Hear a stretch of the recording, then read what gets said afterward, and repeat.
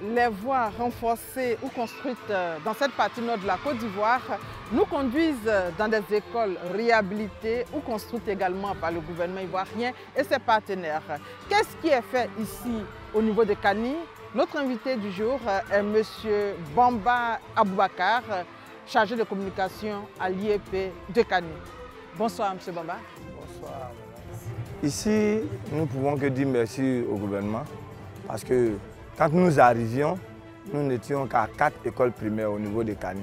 Mais aujourd'hui, nous sommes à 9 écoles primaires, vu l'engouement, vu l'intéressement et vu l'apport même du gouvernement en termes de construction d'établissements. Nous pouvons, et quand je parle de 9 écoles, ça c'est seulement Kaniville, hein, sans compter les villages environnants. Nous pouvons citer l'école primaire de Tabakroni qui a été entièrement construite, une école primaire, une école maternelle. Nous avons l'école primaire de Komatou entièrement construite. Nous avons l'école Kani 2, nous avons les écoles de Akupokro, Lazare Kourou, Blaise Kourou, Antoine Kourou, qui ont été entièrement construites par le gouvernement et ses partenaires. Nous constatons également un véritable engouement de la part des parents qui scolarisent les enfants en grand nombre. Les filles, les jeunes filles, on n'en parle pas. Quand nous venions ici, nous étions à environ 9 000 inscrits. Mais nous sommes aujourd'hui à plus de 19 000. En vue de relever les défis subsistants, tels que l'amélioration de la qualité des apprentissages, le gouvernement poursuit ses efforts financiers. Ainsi, sur la période 2018-2020, les ressources budgétaires allouées au secteur éducatif s'élèveront à 3 805,4 milliards de francs CFA, dixit son Excellence Alassane Ouattara. Et ces moyens financiers ont été dégagés pour restaurer l'image du système éducatif ivoirien à travers des projets et chantiers sur l'ensemble du territoire.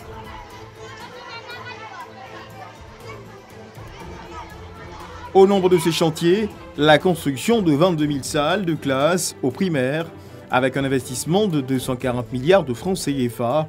Au secondaire, on enregistre la construction de 240 collèges pour une enveloppe de 350 milliards de francs CFA.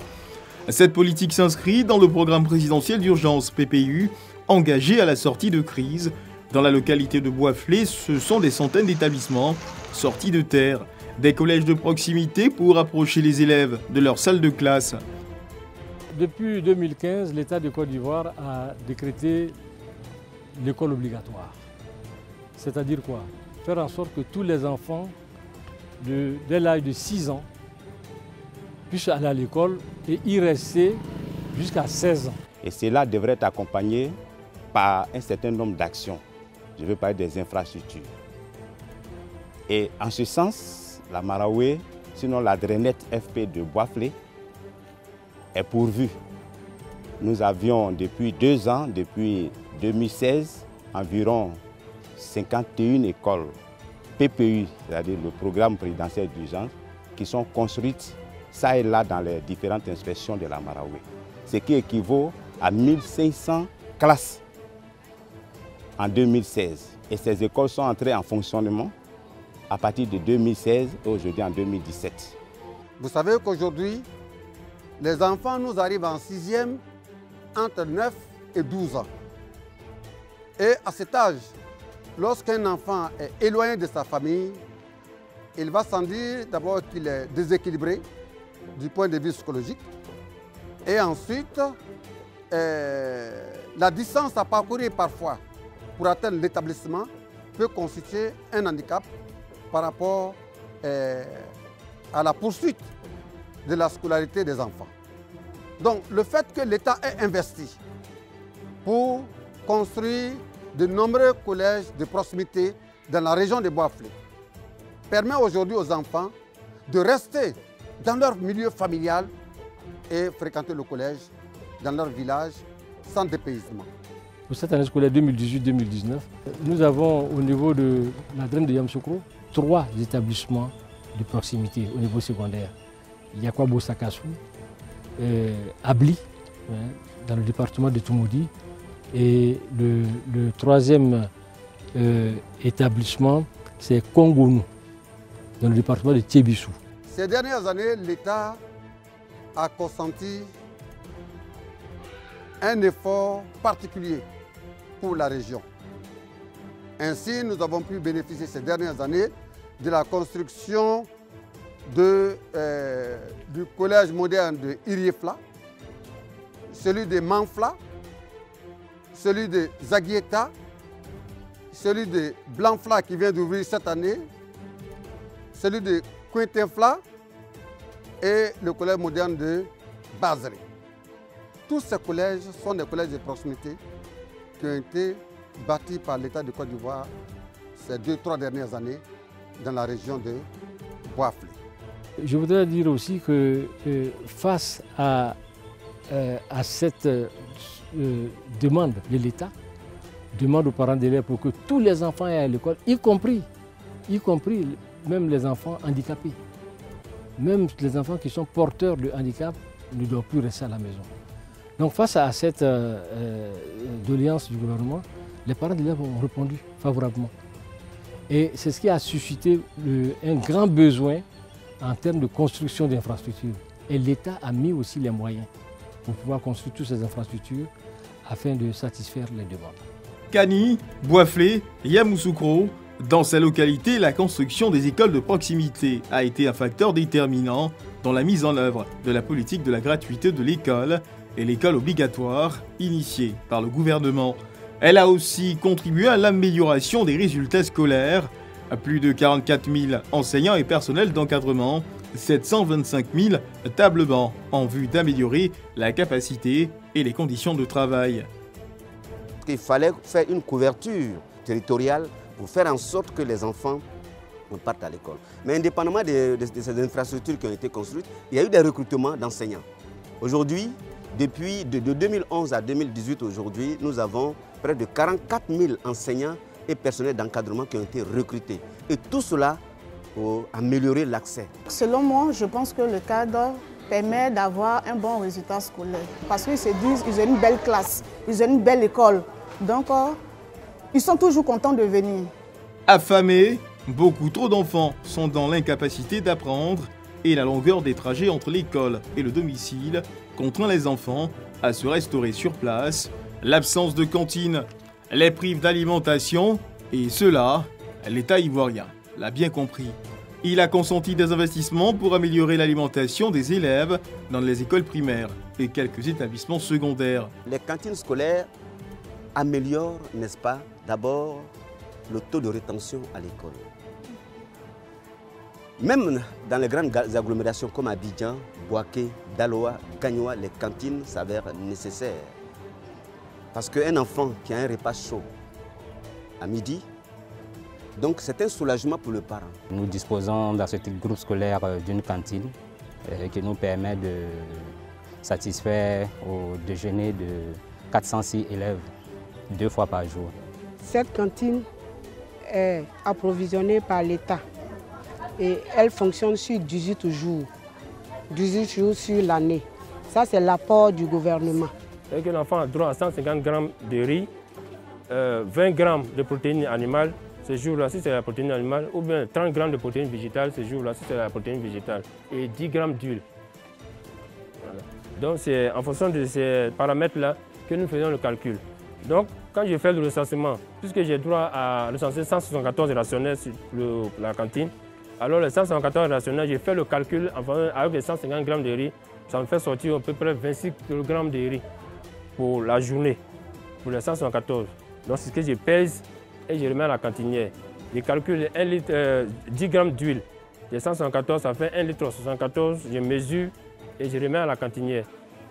Si c'est la protéine animale que nous devons manger ce jour, c'est-à-dire du poisson, alors je calcule les 20 grammes de poisson pour les 174 enfants. Ça fait combien? Alors je calcule et je lui remets à la cantinière. Je voulais lancer un appel aux parents, à la population, même aux cadres et à presque tout le monde. Parce que l'État nous fournit les vivres juste pour 18 jours. Et sachant bien que l'année scolaire ne fait pas 18 jours, les vivres GVT sont utilisés pour 2 jours et nous avons 5 jours. Et quant aux parents, nous leur demandons de faire quelque chose, de donner leur apport en vivres pour que les enfants puissent manger tous les jours. toute la semaine. Donc, c'est un appel que nous lançons aux populations, aux parents, même aux cadres, aux populations villageoises pour apporter des vivres à la cantine de leur village. Dans cette école primaire de Bouaflé, la cantine fonctionne 2 jours par semaine, soit 18 jours dans l'année. Une situation similaire aux autres cantines alimentées par le gouvernement. Face à cette insuffisance, à Kani comme à Bouaflé, les cantines scolaires facilitent l'alimentation des élèves en provenance des villages et campagnes environnantes et ont un impact sur les rendements scolaires des apprenants. Comme vous voyez, ces enfants qui sont là viennent des campements environnants. Et la plus petite distance d'un campement, c'est au moins 2 km. Sinon, c'est 5 km, 4 km, 5 km. Ils viennent. Et le jour, il n'y a pas de cantine. Par exemple, il n'y a pas de cantine ce jour-là. Les enfants sont obligés d'aller à près d'1 km pour chercher à manger avant de revenir. Il y a d'autres qui sont obligés de retourner au campement, aller chercher à manger avant de revenir. C'est sûr que quand ils vont, le plus souvent, ils ne reviennent plus. Personne dans notre système scolaire, même au niveau des parents, n'ignore l'apport de ces cantines-là sur les résultats scolaires. Constatez même que là où il y a des cantines, il y a une amélioration du taux de scolarisation. Il y a même une amélioration aussi des résultats scolaires. La politique de cantine scolaire permet aux enfants d'avoir un plat chaud. Donc cela fixe ces enfants-là dans ces écoles. Parce que ce qui a été constaté, quand les enfants finissent les cours le matin, l'après-midi n'ayant pas rien à manger, automatiquement ils retournent. Ou alors ils ont une faible attention parce que le ventre, n'est-ce pas, réclame ses droits. Alors le jour, il y a cantine, à 25 francs déjà, l'enfant sait qu'il va manger. Donc déjà, il y a cet avantage-là qui fait que l'enfant vient à l'école. Ici, on prépare bien et ça me permet aussi de manger à midi ici. Ça me permet aussi de réviser mes leçons. Si la faim est réduite à néant, un autre fléau mine notre système éducatif, les grossesses en milieu scolaire. Plus de 377 cas sont enregistrés dans la seule direction générale de l'éducation nationale de Bouaflé. Face à ce fléau, les autorités ne restent pas les bras croisés. Sensibilisation, mais pas que. La question des grossesses en milieu scolaire dans la région de la Marawe, dont il est question aujourd'hui, est une réalité que nous vivons depuis un certain temps, depuis l'ouverture de la DREN. Au regard des chiffres que nous vous avons communiqués, il est évident que nous ne pouvons pas nous satisfaire de ce résultat. Il faudrait donc l'améliorer. Et cela va consister à étendre le travail de sensibilisation à des personnes ressources, des leaders d'opinion, tels que les imams, les curés, les pasteurs, mais également nos chefs traditionnels. Parce que les grossesses, il y en a aussi bien en milieu urbain qu'en milieu rural. Mais il y a 2 ans de cela que nous sommes soutenus par des opérateurs économiques, entre autres la campagne Zéro grossesse de AIMAS, l'appui de partenaires tels que l'UNFPA pour essayer de baisser un peu, encadrer les jeunes filles et les amener à mieux se préserver en milieu scolaire pour poursuivre leur cursus scolaire sans cas d'interruption due au cas de grossesse indésirée et précoce. Nous avons pris des mesures. Effectivement, ces cas existent. Malheureusement, ces cas de grossesse en milieu scolaire, surtout au primaire, nous en avons dénombré 64 cas l'année dernière. Mais cette année, avec les instructions de Madame le ministre, celles de Monsieur le directeur régional et nous-mêmes qui sommes la répercussion de toutes ces instructions, nous avons mené une campagne de sensibilisation. Nous sommes en train de combattre ce phénomène. Et en fonction de la cible, en fonction du niveau, il y a un message qui est véhiculé. Puisque si nous allons par exemple au niveau du primaire, nous avons l'impression d'avoir des filles non sexuellement actives. Nous prônons l'abstinence. Et quand nous savons que nous avons en face de nous des cibles sexuellement actives, nous avons un autre message qui est l'utilisation d'autres méthodes de contraception pour éviter les grossesses. Construction d'infrastructures scolaires, cantines, grossesses en milieu scolaire, à ces chantiers s'ajoute la réforme du CAFOP, entreprise par le gouvernement à travers le ministère de l'Éducation nationale, de l'enseignement technique et de la formation professionnelle. La réforme vise à professionnaliser la formation des enseignants et créer une adéquation entre les enseignements et les TIC. Très simplement dire que la formation aujourd'hui devient plus professionnelle, c'est-à-dire beaucoup plus pratique que par le passé. Aujourd'hui, les 12 modules, dès qu'on enseigne un module, bon, on l'a fait théoriquement, mais immédiatement, il y a la pratique.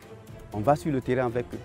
Ils pratiquent, on voit concrètement ce qui a été enseigné, est-ce que ça a été compris. Et dès qu'on retourne, on fait une synthèse. On fait un bilan pour voir, même le terrain, qu'est-ce que le terrain a montré, quelles sont les insuffisances. Donc, pour l'enseignement de ces modules-là, c'est vraiment pratique.